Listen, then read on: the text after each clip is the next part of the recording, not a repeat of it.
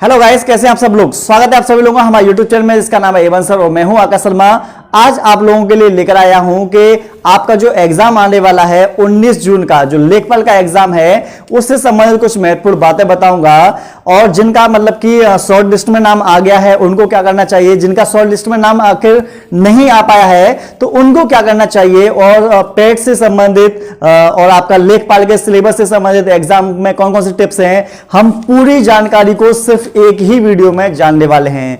तो हमारी इस वीडियो को लास्ट तक देखना। और मैं आपको ये भी बताऊंगा क्या आपकी जो शॉर्ट लिस्ट है ये क्या दोबारा जारी हो सकती है, क्या इसमें बदलाव किया जा सकता है, या फिर आपको बता दें क्या दूसरी लिस्ट एक और तैयार हो सकती है, या फिर 4000 जो वैकेंसी और आई है क्या वो इसमें जुड़ेंगी। सारी इंफॉर्मेशन जानेंगे, लेकिन आप बिल्कुल भी स्किप करके चले गए तो इसमें बहुत बड़ा आपका नुकसान होने वाला है, क्योंकि विद प्रूफ के साथ मैं हर एक चीज आप लोगों को बताने वाला हूं।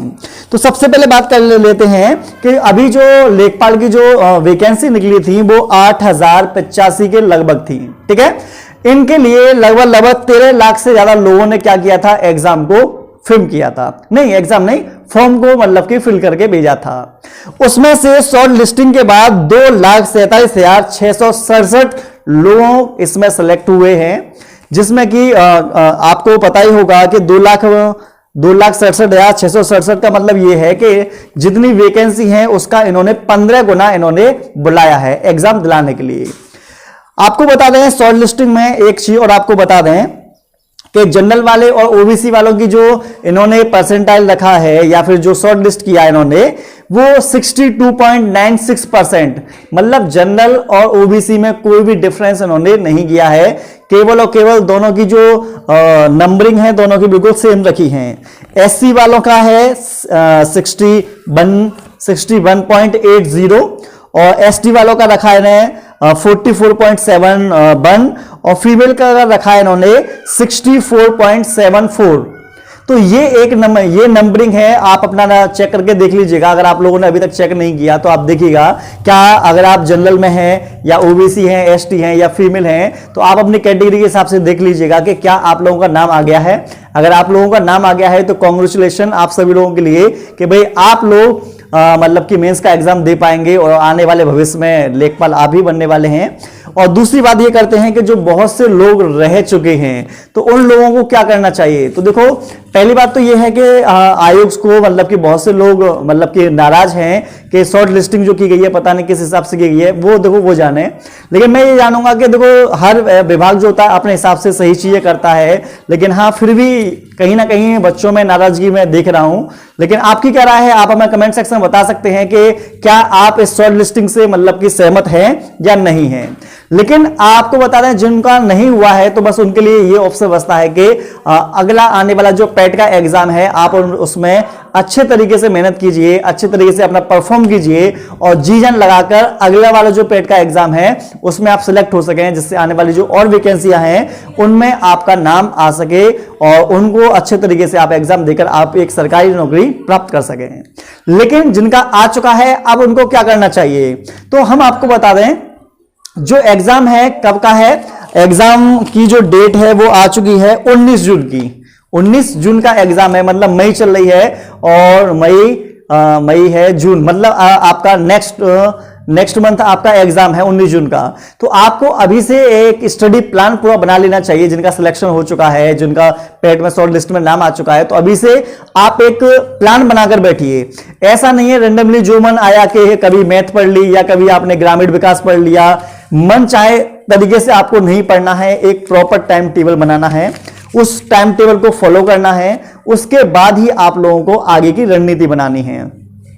रणनीति में आपको बताना है कम से कम आपको 7 घंटे से लेकर 10 घंटे के बीच में, क्योंकि आपको पता है आपके पास यही 1 महीना है, 1 महीने बाद आपका जो सिलेक्शन है, फिर कुछ भी आप कर लीजिएगा, लेकिन यही वो समय है जहां पर आपको कुछ करके दिखाना है। तो कम से कम 7 घंटे से लेकर 10 घंटे के बीच में या 7 से 8 घंटे के बीच में आप लोगों को तैयारी करनी चाहिए, जिसमें आपका मेन टारगेट होना चाहिए ग्रामीण प्रवेश। क्योंकि आपको पता है मैथ और जीके, करंट अफेयर ऑलमोस्ट सभी बच्चे करके आते हैं, लेकिन आपको बता दें जो ग्रामीण विकास है इसका जो सिलेबस है ये कभी भी आप लोगों ने शायद नहीं पढ़ा होगा।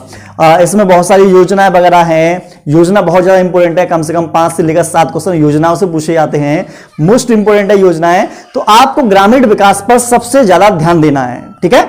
सबसे पहले ध्यान देना है आपको ग्रामीण विकास पर, दूसरे नंबर पर ध्यान देना है आप लोगों को हिंदी पर, तीसरे नंबर पर आपको ध्यान देना है जीके पर, और चौथे नंबर पर आपको ध्यान देना है हिंदी पर।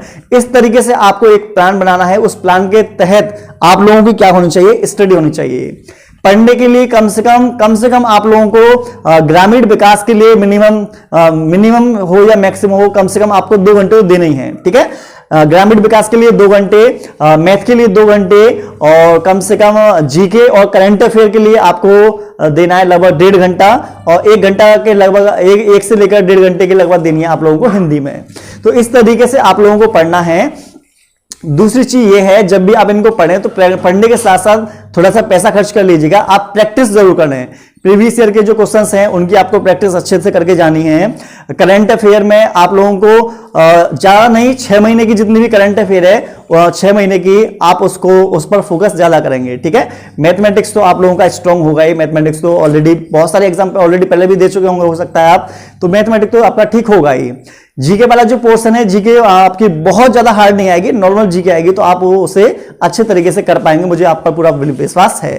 तो आपको हम बता चुके हैं कि आपका जो 25 नंबर की हिंदी, 25 नंबर की ग्रामीण प्रवेश, 25 नंबर की जीके और 25 नंबर की आपके क्या रहेंगी, मैथ। मतलब एक एक नंबर मतलब 100 क्वेश्चन आएंगे, तो आप आसानी से इसे कर पाएंगे। लेकिन मैं बार बार आपसे बोल रहा हूं कि आपका जो पढ़ाई की जो रणनीति है, रणनीति के तहत ही आप लोगों को सारे एग्जाम नहीं, इस एग्जाम को फोकस बनाकर करना है। पढ़ाई में बिल्कुल भी कमी मत छोड़ना, क्योंकि यही वो समय है कि आप पढ़कर कुछ इस एग्जाम को करेक्ट कर सकते हैं।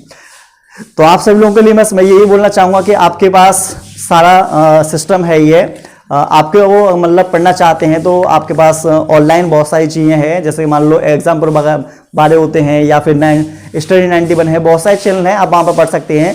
अगर स्टडी टिप्स से संबंधित कुछ चीज़ें आपको देखनी है तो आप मेरे चैनल पर जा सकते हैं, वहाँ पर आपको बहुत सारी स्टडी टिप्स की वीडियोस मिल जाएंगी जो आपको बहुत ज़्यादा हेल्प कर सकती हैं। आपको वीडियो कैसी लगी आप हमें कमेंट सेक्शन में बता सकते हो।